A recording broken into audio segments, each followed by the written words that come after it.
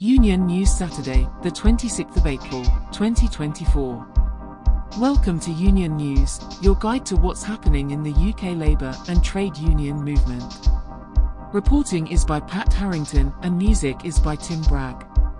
In this week's edition, Labour's bold move, extending public ownership of UK railways faces scrutiny, cleaners threaten industrial action over real living wage at Royal Mail, International Workers' Memorial Day 2024, honouring lives lost and advocating for safety, nurses in England face intense stress, a disturbing trend, and finally, £116 sick pay, failing those with cancer. Labour's bold move, extending public ownership of UK railways faces scrutiny. In a significant development, the Labour Party has reaffirmed its commitment to expanding public ownership of Britain's railway network. The proposal, led by Shadow Transport Secretary Louise Haigh, aims to bring train operating franchises back under public control as their current contracts expire. Here are the key points. Despite pressure from Labour's pro-business faction, Haigh has stood firm, resisting any dilution or abandonment of the plan. This move represents a rare instance where Labour leader Keir Starmer has not cynically abandoned election promises made in 2020. Taking franchises back into public hands is expected to benefit passengers significantly. Integration of services and simplified ticketing are long-standing issues that the privatised industry has repeatedly promised to address but failed to deliver. Ending payments to private shareholders will allow better investment in the rail network. This move is a departure from the system introduced by former Prime Minister John Major, which allowed private companies to profit from rail operations. While this step is considered radical by some, it is essential. Even under Conservative governments, 4 train operating franchises are currently state-run due to private operators' failures. Network Rail, responsible for infrastructure, is already publicly owned. The government's proposal to establish Great British Railways aims to direct the entire industry, albeit with a continued role for private capital. Shadow Chancellor Rachel Reeves would not allow rail privatisation to cost the Exchequer a penny. Her stance underscores the financial considerations behind Labour's plans. And there are gaps in Labour's strategy. The rolling stock companies, Roscoes, which own the trains themselves, will remain in private hands. As the debate unfolds, the nation watches closely. Will the vision for a publicly owned railway system become a reality? Only time will tell.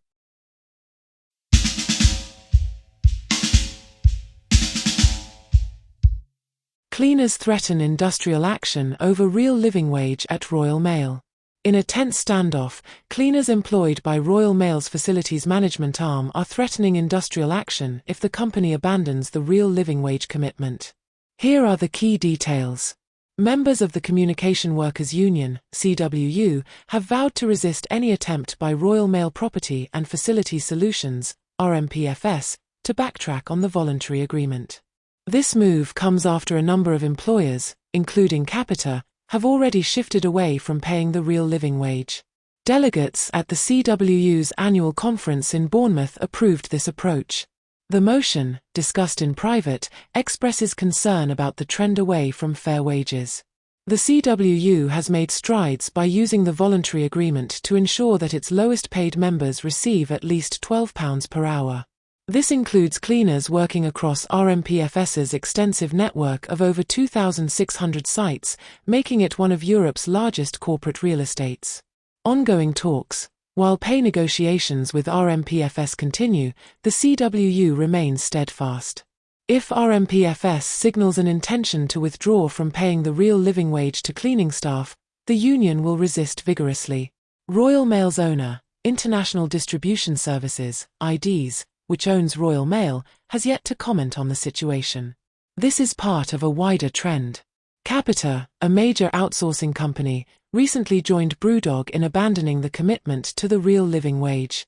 Their rationale cites affordability concerns. Fearing a domino effect, unions suspect that more companies may follow suit.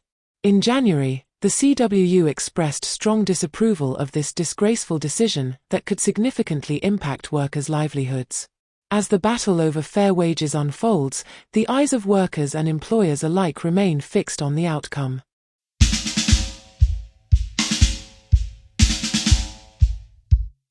International Workers' Memorial Day 2024, honoring lives lost and advocating for safety. On April 28, 2024, the world observes International Workers' Memorial Day, IWMD, a solemn occasion to remember workers who paid the ultimate price while striving to earn a living. These are the individuals who left for work one day and never returned, leaving behind grieving families and communities.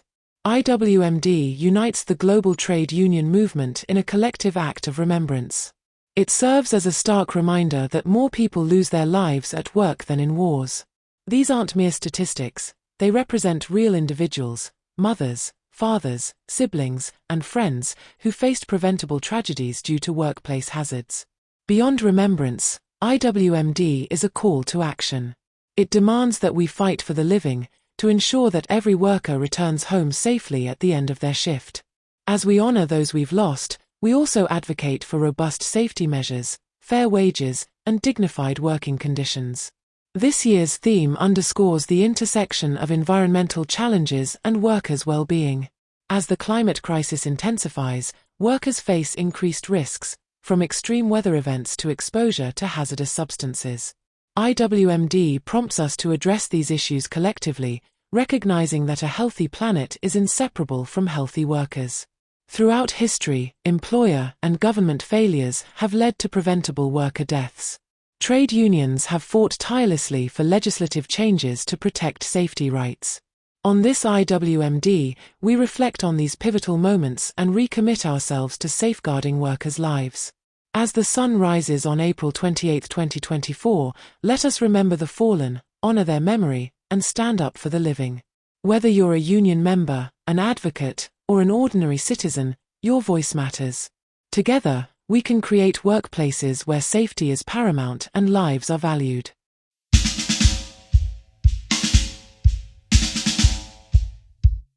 Nurses in England face intense stress, a disturbing trend.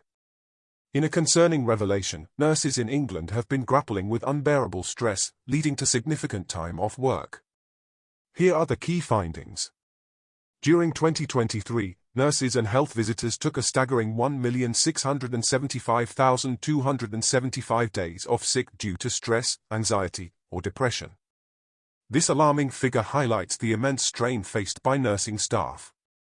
On average, each of England's 352,125 nurses and health visitors missed approximately 4.95 days of work due to stress-related conditions. These intense pressures are taking a toll on their mental health. The Royal College of Nursing, RCN, warns that dangerous stress levels have become normalised within an NHS struggling to cope with demand. Chronic workforce shortages exacerbate the situation, leaving nursing staff running on empty. Many nurses experience what's known as moral distress, a situation where they recognise the care a patient needs but lack the resources to provide it. Extreme workloads contribute to this distress. In 2023, for the first time, nurses leaving the NHS cited work-life balance as the primary reason, surpassing retirement. This shift underscores the urgent need for better support and improved working conditions. With 34,709 vacancies in England, hospitals struggle to maintain adequate staffing levels. Nurses report feeling overwhelmed by the combination of staff shortages and high service demand. One nurse expressed feeling stressed and anxious due to financial pressures, leading to serious mental health deterioration. The system's shortcomings are taking a toll on dedicated healthcare professionals. As we commemorate International Workers' Memorial Day, let us remember the sacrifices made by nurses and advocate for their well-being. Their tireless efforts deserve recognition and support.